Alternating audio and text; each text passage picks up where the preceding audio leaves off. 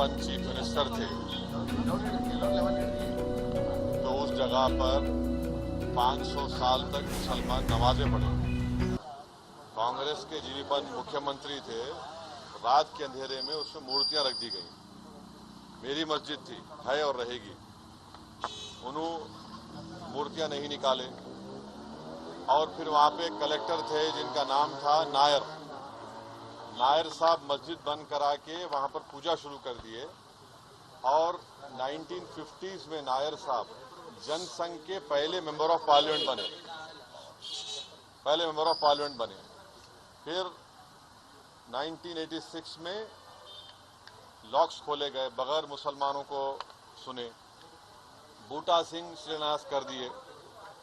6 दिसंबर 1992 को supreme court को ये वादा करके बीजेपी संघ परिवार बाबरी मस्जिद को डिमोलिश कर दिए, शहीद कर दिए।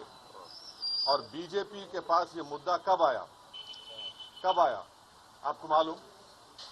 आप लोग मालूम बीजेपी कब उठाई? 1989 में पालनपुर में बीजेपी रेजोल्यूशन पास करी। विश्व हिंदू परिषद जब फॉर्म हुई, जब तो राम मंदिर नहीं था। महात्मा गांधी बोले क्या?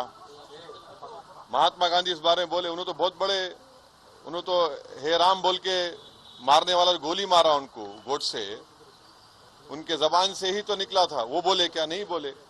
तो ये पूरा एक सिस्टमैटिक तरीके से भारत के मुसलमानों से ये बाबरी मस्जिद को छीन लिया गया। सुप्रीम कोर्ट का यकीनन फैसला है। सुप्रीम कोर्ट हमारे मुल्क की आखिरी एपेक्स कोर्ट है।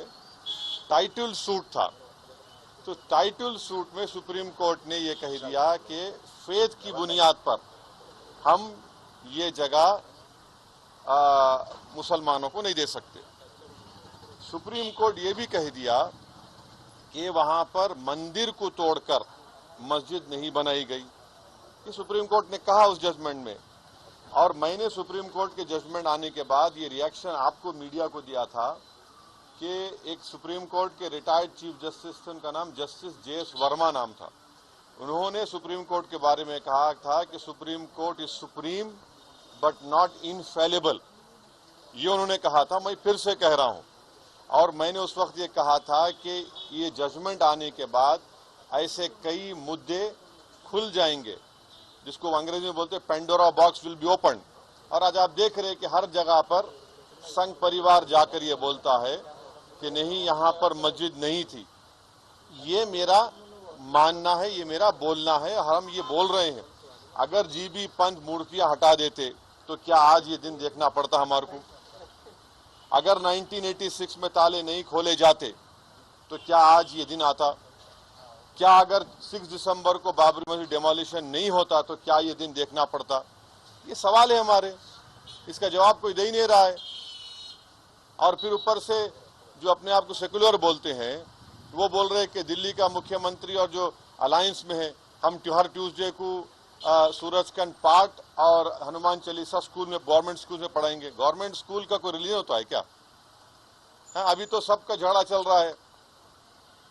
क्या झगड़ा है ये? झगड़ा क्या है? अगर मोदी नहीं रहते तो हम भी चले जाते। हम उन सब से पूछ रहे कि बताओ, ये जो मैं बातें कर रहा हूं, 3 इंपॉर्टेंट इंसिडेंट्स बोल रहा हूं। जीबी पंत जब चीफ मिनिस्टर थे 1986, 6 दिसंबर 1992, इस पर क्या बोलना है आप लोगों का? बोलो। कोई नहीं बोलता। इसलिए नहीं बोलता क्योंकि सबको मेजॉरिटी कम्युनिटी के वोट्स को हासिल करने का झगड़ा है। और नरेंद्र मोदी ये काम करके मेजॉरिटी वोट्स को कंसोलिडेट करना चाहते हैं और इससे एक पैगाम दे रहे हैं भारत के मुसलमानों के कि आपका भारत की पॉलिटिक्स में आपका क्या मुकाम है, आपकी प्लेस क्या है, ये बताया जा रहा है।